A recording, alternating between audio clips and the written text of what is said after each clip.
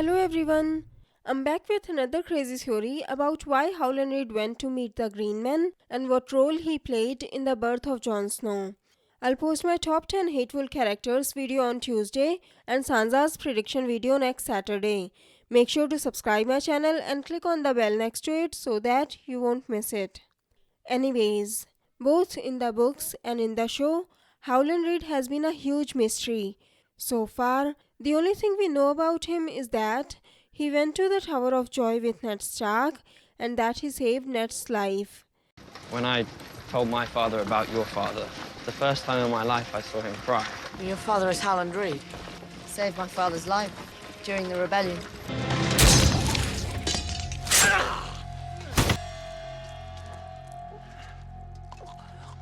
Now, he is the only witness who can testify that Lyanna Stark was Jon's mother, in case people don't believe Bran's greenseer abilities.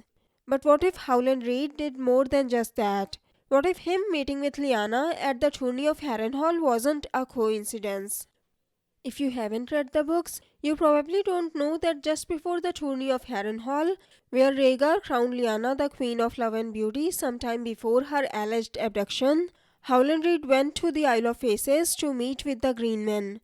The Green Men were the order which was established after the pact to keep the Isle of Faces safe. And if my Harrenhal's curse theory is true, that's exactly what they did. Anyways, Howland Reed went to meet with the Green Men and stayed with them all through the winter. And right before the tourney of Harrenhal was about to start, he left the Isle of Faces to join the tourney. Doesn't it all seems a bit too convenient? He goes to the tourney, gets beat up by some squires and is saved by Lyanna Stark. She takes him to her brothers and he becomes friends with them. Later, a mystery knight appears as the Knight of the Laughing Tree to defeat those squires. I know the popular theory is that it was either Lyanna or Howland Reed. But I think it's pretty obvious that the mystery knight was Lyanna Stark because Howland Reed wasn't a good horse rider, whereas Lyanna was really good at it. In the books, when Bran and his friends were heading north, Mira tells this story to Bran. Jon was really surprised that Ned Stark had never told this story to Bran. But what inspired Howland Reed to all of a sudden leave the Cranachs and go meet the children? Normally, a person leaving to go meet someone won't be a big deal, but in this case, it's very different. Cranach men barely come out of the neck. They don't meet people very often. They are believed to be half children of the forest and half men. So why all of a sudden Howland Reed decides to leave and go to the Isle of Faces?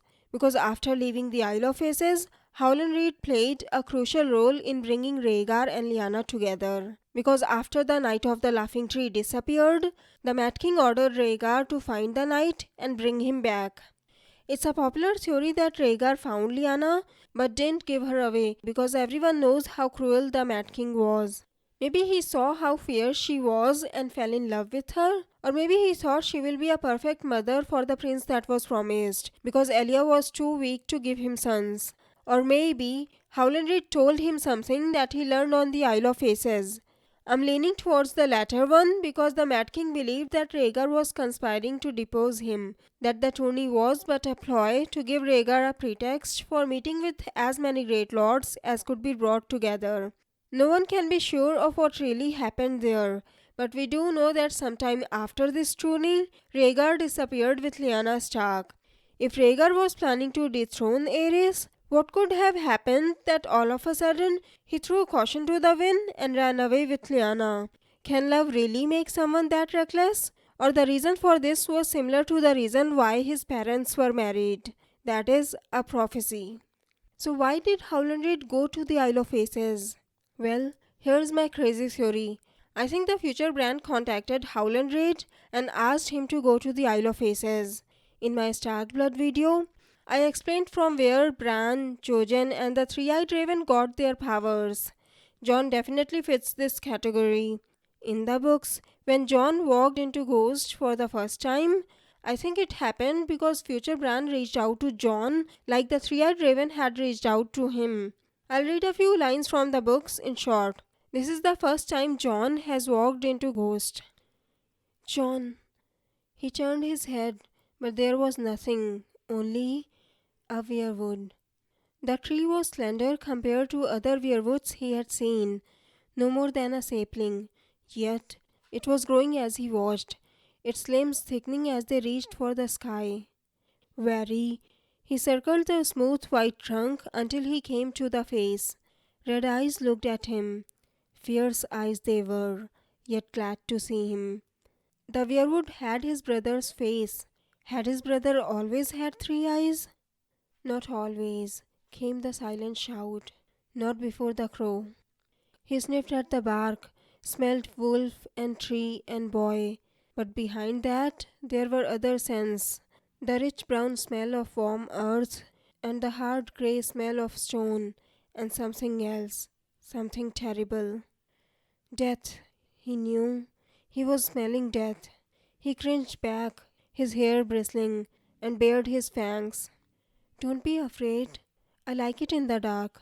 No one can see you, but you can see them. But first, you have to open your eyes. See? Like this. And the tree reached down and touched him.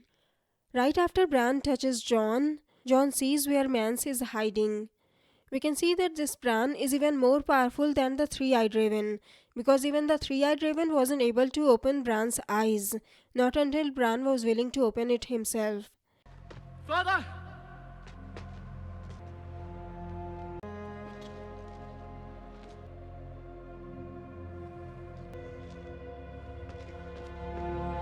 He heard me. Maybe he heard the wind. He heard me. At this point in the storyline, Bran has just escaped Winterfell, so it can't be the current Bran who was talking to Jon. He hasn't learned how to do it yet, so it's obvious this Bran reached out to him from the future. Bran could reach out to Howland Reed for the same reason he was able to reach out to Jon. Howland Reed knew magic too. He could breathe mud, walk on leaves, make castles appear and disappear, turn earth into water and vice versa. He can talk to trees. I think he could talk to the three-eyed raven too. I think Bran told him to go to the Isle of Faces. So he went to see the green men to ask what he was needed to do, or maybe he went there because it will make his children's blood stronger. He stayed with them through the winter and left on the exact day the tourney was about to start. It all seems too perfect to be a coincidence, because if Howland Reed hadn't gone to the tourney, Lyanna wouldn't have felt the need to become the Knight of the Laughing Tree, and probably wouldn't have met Rhaegar. What if Howland Reed told Rhaegar what the Green Men had said to him? Maybe he even told him about the White Walkers. Rhaegar was already obsessed with the prophecy. Maybe when he heard that even the old gods are suggesting something similar, he told Lyanna about this. Or maybe he made her fall in love with him because of this. It feels like all the gods are pointing toward the same thing. The Wood Witch's prophecy, the Lord of Light, and now even the old gods. It's like they're all coming together or joining hands to ensure the birth of Jon Snow. So what was Howland Reed doing in the tourney of Harrenhal? He was there to put the events in motion that will lead to the birth of Jon Snow. Without Howland Reed, the birth of Jon Snow was not possible. What do you think? So, it's time for the comment and crazy theory shout out. The comment shout out goes to Michael Masters, who said, I like your theories. They have good grounding and are not close to a little imagination. Thanks a lot, Michael. I'm really glad you like my theories. And the crazy theory shout out goes to Orsolia Pammer. His theory is about the blood magic. It's a very long theory, so I'll only read a couple of lines here. I think Jon is the warrior of light whom the children wanted to create in the first place. It's just that they screwed up. Jon is the perfect creation of that magical combination. No coincidence that the Stark-Targaryen union did not ever happen before. It was too dangerous to unite the two magical bloodlines just to play with. I really loved his theory. You can read his full theory in the comments section of Will Jon Become Evil video. In the end, I would like to say a huge thanks to Francis Karimi for his beautiful art. He is a very talented guy and his previous works are amazing too. He also made the new logo for my channel. What do you think about it? Do you like the new logo? Anyways, if you want to get a beautiful photo or art, you can contact Francis by clicking on the link in the descriptions below. So, What do you think of these theories? Don't forget to tell us in the comments. If you like this video, please click on the like button below, share the video and subscribe to my channel. Have a great day. Bye bye. See you in my next video.